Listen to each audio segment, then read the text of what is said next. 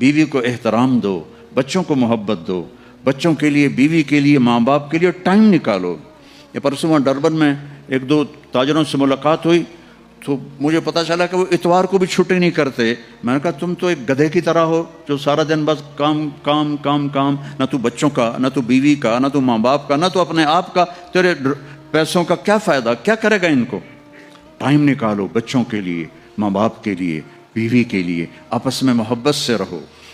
سب سے زیادہ اللہ خوش ہوتا ہے خامند اور بیوی کے پیار پر، سب سے زیادہ، اور شیطان کو سب سے زیادہ تکلیف ہوتی ہے خامند اور بیوی کے پیار پر، اور سب سے زیادہ خوشی ہوتی ہے خامند اور بیوی کی لڑائی پر، سب سے زیادہ خوش ہوتا ہے۔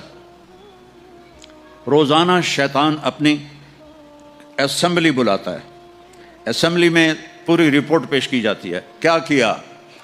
تو وہ ایسے بیٹھا ہوتا ہے، ایسے آواز آتی ہے اس کے کان میں، زنا کروایا، چوری کروائی، قتل کروایا، لڑائی کروائی۔ دیکھ رہے ہو یہ حدیث میں ہے، میں اس کو ایکشن بنا کے دکھا رہا ہوں۔ اتنے میں ایک کالا سا شیطان پیچھے کھڑا ہوتا ہے، کہتا ہے جی میں نے میاں بیوی کی لڑائی کرائی، ٹھیک ہے؟ ایسے بیٹھو تم،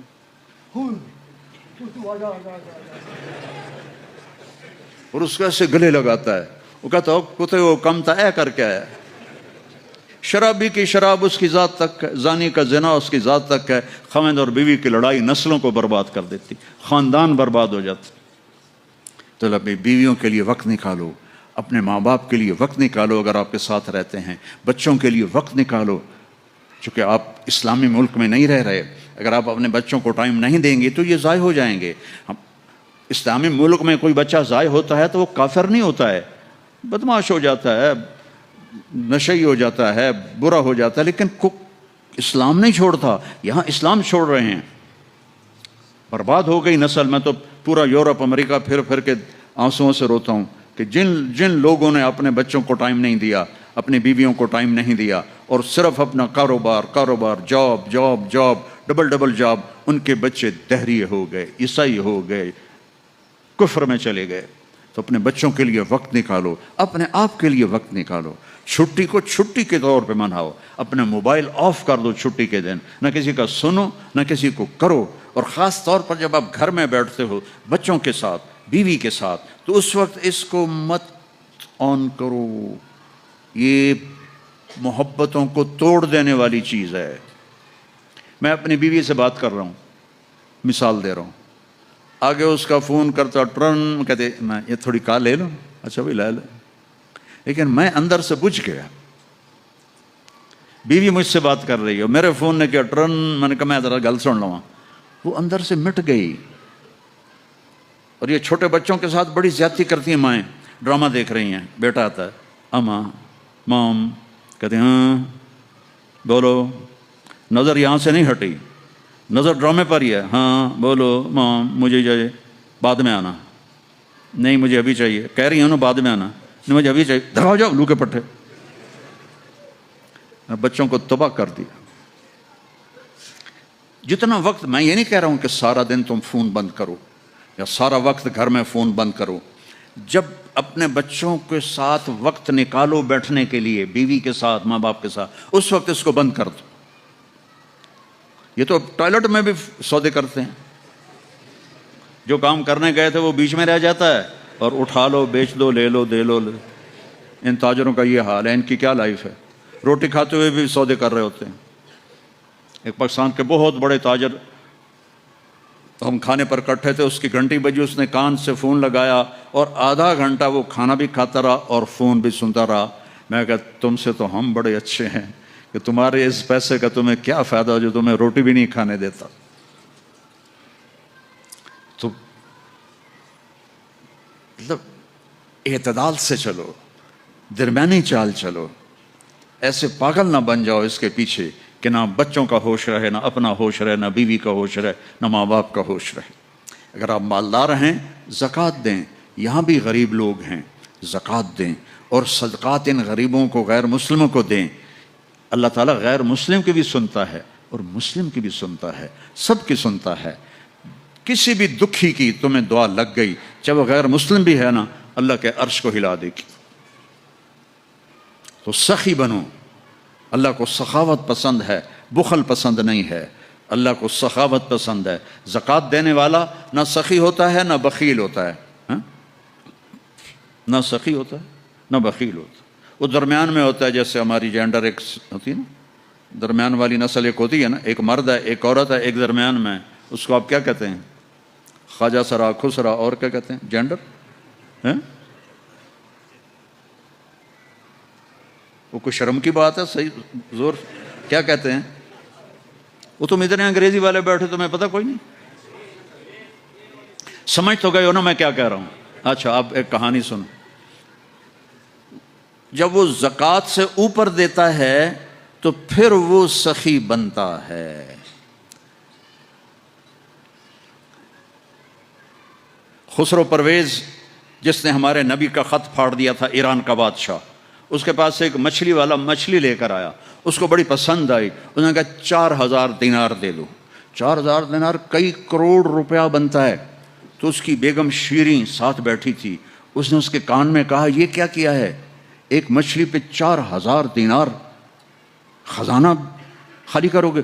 واپس لو۔ انہوں نے کہا میں واپس لوں؟ میں بادشاہ ہوں، میں کیسے واپس لوں؟ میں تو نہیں لوں گا۔ کہا تم اس کو بلاؤ، اس سے پوچھو یہ نر ہے یا مادہ ہے، میل ہے یا فیمیل ہے؟ اگر کوئی یہ میل ہے تو تم کہنا بھائی ہمیں فیمیل چاہیے تھی، تو تم یہ مچھلی واپس لو، ہمارے پیسے۔ اگر وہ کہے کہ یہ فیمیل ہے تو تم کہنا بھائی ہمیں میل چاہیے تھا، تو یہ اپنے مچھلی واپس لو، ہمارے پیسے واپس کرو۔ انہوں نے کہا ہاں یہ ٹھیک ہے۔ انہوں نے بلایا، ادھر آؤ بھائی، یہ مچھلی میل ہے یا فیمیل ہے؟ کہ جی نہ میل ہے نہ فیمیل ہے، یہ درمیان والی ہے، خسرا ہے۔ بادشاہ اتنا ہنسا، انہوں نے کہا 4000 اور دے دو۔ وہ شیریں کو غصہ چڑھ گیا کہ یہ کیا ہوا، 8000 دینار۔ اب وہ کاغذ تو ہوتے نہیں تھے، سکہ ہوتا تھا، دینار سونے کا ہوتا تھا۔ وہ جب وہ گٹھڑی باندھ کے چلنے لگا تو 1 دینار گر گیا، تو اس نے وہ بھی اٹھا لیا۔ تو شیریں تو پہلے ہی غصے میں تھی، کہ دیکھا اس کمینے کو دیکھا ہے، اتنا یہ لالچی ہے، اس کو اتنے مل گئے کہ اس کی 7 نسلوں کو کافی ہیں، ایک گرا ہے وہ بھی اٹھا لیا ہے، اس سے واپس لو۔ انہوں نے اس کو پھر بلا لیا، اوے بدبخت تمہیں اتنا دے دیا تھا، اگر 1 دینار گر گیا تھا تو کیا تھا؟ کہ حضور اس پہ آپ کا نام لکھا تھا، کسی کا پیر آتا تو بے ادبی ہوتی تو میں نے اٹھا لیا۔ میں نے کہا 4000 اور دے دو۔ سخی بنو، بخیل نہ بنو، محبت کرو، نفرت نہ کرو، نہ مذہب کے نام پر، نہ قوم کے نام پر، نہ زبان کے نام پر۔ اختلاف ہے تو ہے، لیکن نفرت نہیں ہونی چاہیے، چاہے سیاسی ہے، چاہے وہ مذہبی ہے، چاہے وہ فقہی ہے، جو بھی ہے، محبت سب سے پہلے ہے۔ اور اگر آپس میں کوئی لڑے ہوئے ہو تو صلح کر لو، یہاں سے اٹھ کے، ناراض نہ ہونا ایک دوسرے پر۔ غصہ آ جانا نیچرل ہے، لیکن اس کے بعد میں بولنا نہیں، بیوی سے نہیں بولتے، لڑائی ہوگی بیوی سے بولنا بند۔ کتنی بڑی بے وقوفی ہے، بیوی ناراض ہوگی خامن سے بولنا بند، کتنی بڑی بے وقوفی ہے، بچوں پہ کتنا برا اثر پڑتا ہے اس کا۔ تو جھگڑا ہو جائے نیچرل ہے، لیکن بس بولنا نہیں، یہ غلط، یہ ان نیچرل ہے۔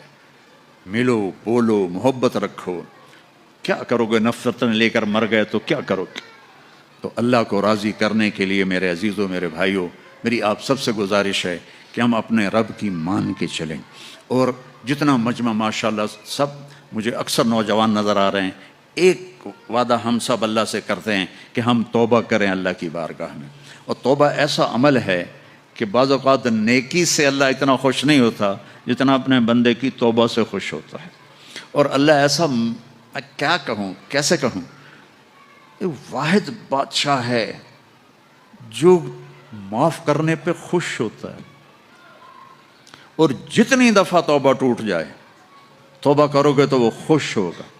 ہم اپنے بچوں سے کہتے ہیں آئندہ نہیں کرو گے نا، وعدہ کرو آئندہ نہیں کرو گے۔ جی مام میں آئندہ نہیں کروں گا، اور میرے رب کی قسم میرا رب کبھی بھی نہیں پوچھتا پھر تو نہیں کرو گے، بلکہ کہتا ہے پھر بھی ہو جائے تو آ جانا، میں معاف کر دوں گا، پھر بھی ہو جائے تو آ جانا، میں معاف کر دوں گا۔ اور اللہ حدیث میں کہتا ہے میرا بندہ تو اتنے گناہ کر کہ روشنی والی زمین کے اوپر ان کو رکھتا جا، اور جا کر آسمان کی چھت سے لگا دے اپنے گناہوں کو، اور پھر صرف ایک دفعہ کہہ دے یا اللہ معاف کر دو، میں سارے ہی معاف کر دوں گا۔ تو توبہ کرتے ہو؟ کہو یا اللہ میری توبہ۔